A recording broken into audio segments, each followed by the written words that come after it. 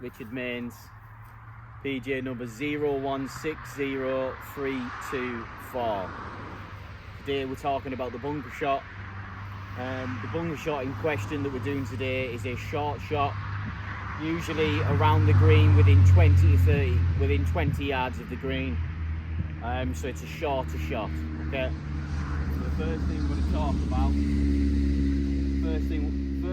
talk about, in this is our aim. So our aim is going to be, the club face is going to be aimed at the white pin there on the left, and our feet are going to be aimed parallel to that, left of the pin.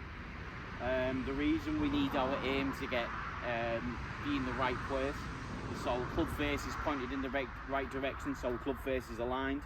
If our feet are aligned left, our club face is going to be pointed left. Our feet are aligned right, our club face is going to be pointed right. Also, having a square club face to target will allow us to get a better scent and this is strike, but also allow us to deliver the correct dynamic loft onto the back of the ball. Because if we have more dynamic loft than we need, then the ball won't go as far, and if we have less, the ball won't go too far. Our alignment is going to be parallel to the flag, club, etc. What we've just gone through. Stance and posture. We're going to have a slightly wider stance.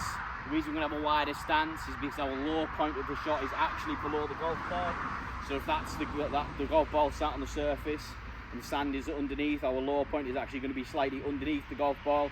It's because we want to hit the sand and not the ball. We're also going to have a wider stance, more bent knees, and we're going to grip down the club. The reason this is, again, angle of attack, but also we want a wider arc on that swing. Reason being is because we want to create more speed, again because we've got resistance going through the sand. Stance, aim line, stance, posture. Ball position, so the ball position is going to be forward in the stance. The reason the ball position is going to be forward in the stance is because we want to have angle of attack, our angle of approach to be as steep as possible. So if our angle of approach is quite shallow, we can school the ball a little bit, it won't come out where we want it to. But if we get our angle of approach correct and we're quite steep on the back of the ball will come out where we want it to with the correct dynamic loft and send us a strike.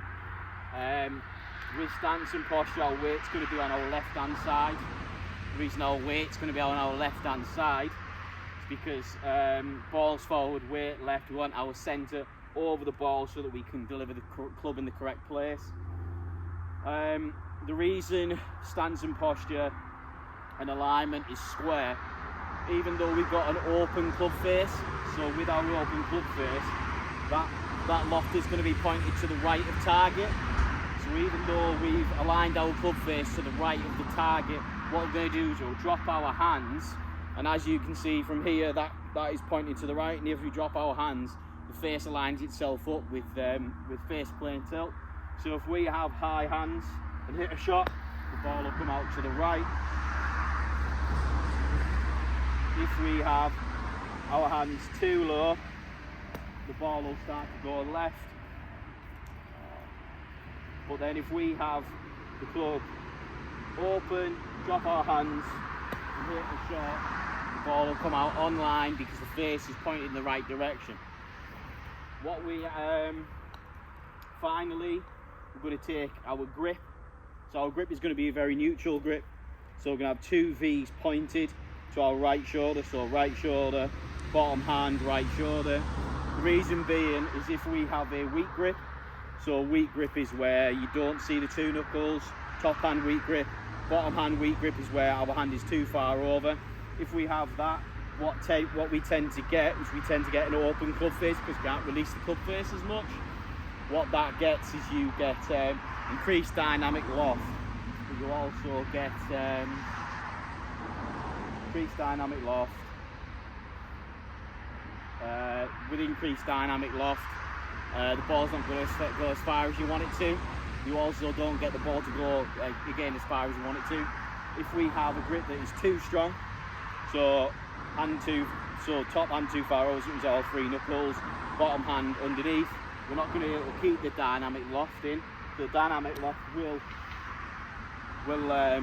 decrease, but also the ball will go left and increase the speed through the ball. Increase the club head speed through the ball. Now the swing length is a two lever swing. So 2 levers in, 1 lever's 2 levers, okay? The reason why we want 2 levers is because we want speed because of the resistance. So if we put that all together, we're going to have our stand. We're going to aim just to the left of the pin. Ball is going to be slightly forward in the stance. So middle of the stance would be here. Ball is more towards left foot where drive would usually be. So we'll put that in line so you can see it. So ball forward in the stance, aiming left of the pin. Feet are parallel to the left of the pin. Club face is aimed at the pin. Open club face. Because it's open, we're going to drop the hands. Okay? From there, the weight is going to be moved left. And then from there we can perform our 2-levered swing. Okay, so we're going to take more sand. Because it's 2 levers, we're going to increase swing speed so we can take the sand. And then from there we can just perform our shot through the ball and done.